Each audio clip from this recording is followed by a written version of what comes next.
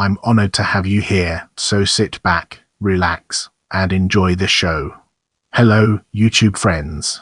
Join us as we unravel the mysteries surrounding Laurelbank.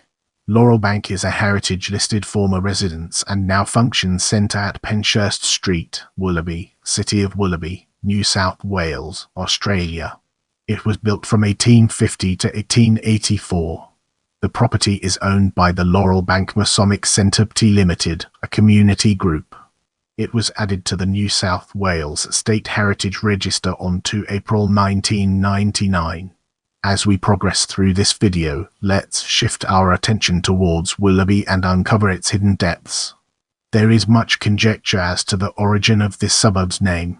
Some historians claim it was after a parish of that title, others that Surveyor General Sir Thomas Mitchell decided to commemorate Sir James Willoughby Gordon, under whom he had served in the Iberian Peninsula War and who was the Quartermaster General in England when the First Fleet sailed for Botany Bay.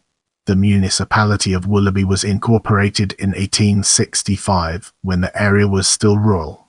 An early council concern was construction of roads and bridges.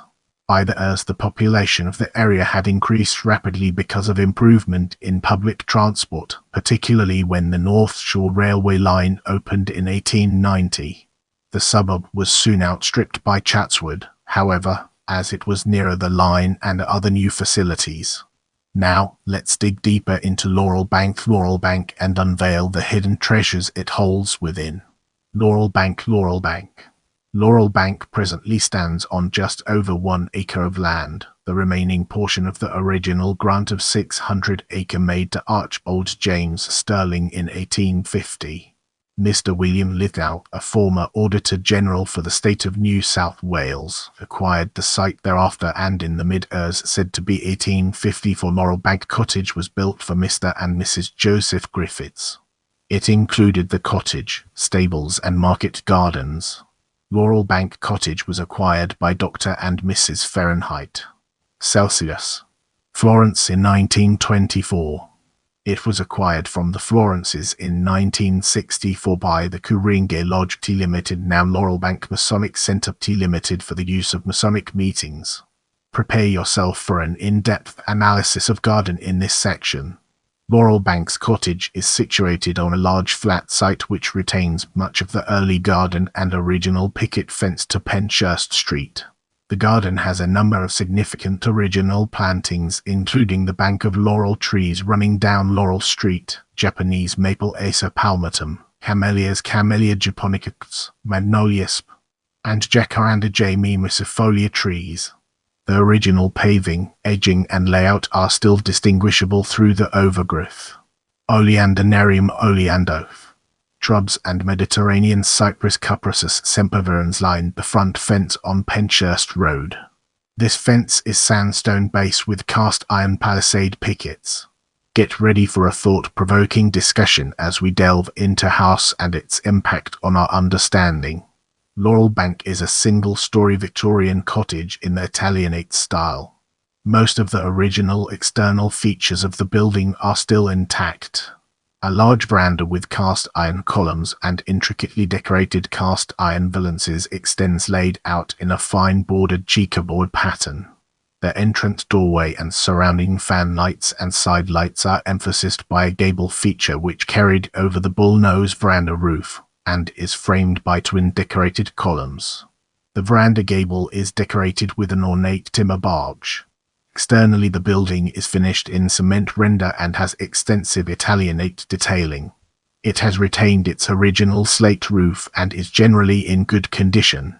The interior has been almost completely altered in the years to permit its use as a meeting and function venue. Original skirting boards, most original windows and some original doors still exist. A false ceiling has been added, the original possibly existing above. Get ready to immerse yourself in the world of stables as we examine its impact and relevance.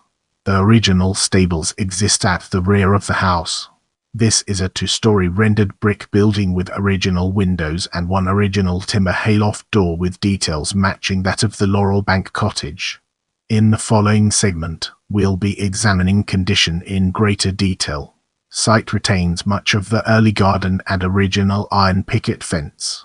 The garden has a number of significant original plantings, including a Japanese maple Acer palmatum, Camellias Camellia japonicus, Magnolia sp, and Jacaranda gymnosifolia trees.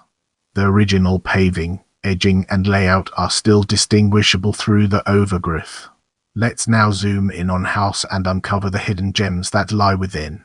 Most of the original external features of the building are still intact. Its original slate roof is generally in good condition. The interior has been almost completely altered in as to permit its use as a meeting and function venue. Regional skirting boards, most original windows and some original doors still exist. A false ceiling has been added, the original possibly existing above. Brace yourself for an in-depth analysis as we navigate through stables and its far-reaching implications. The original stables exist at the rear of the house RNI. Now, let's shift our perspective and explore modifications and dates from a different angle. 1993 internal modifications for change of use. As we enter this new phase, let's analyze heritage listing from different angles and evaluate its significance. Laurelbank Cottage was listed on the New South Wales State Heritage Register on to April 1999. Don't forget to check out my other videos for more valuable content.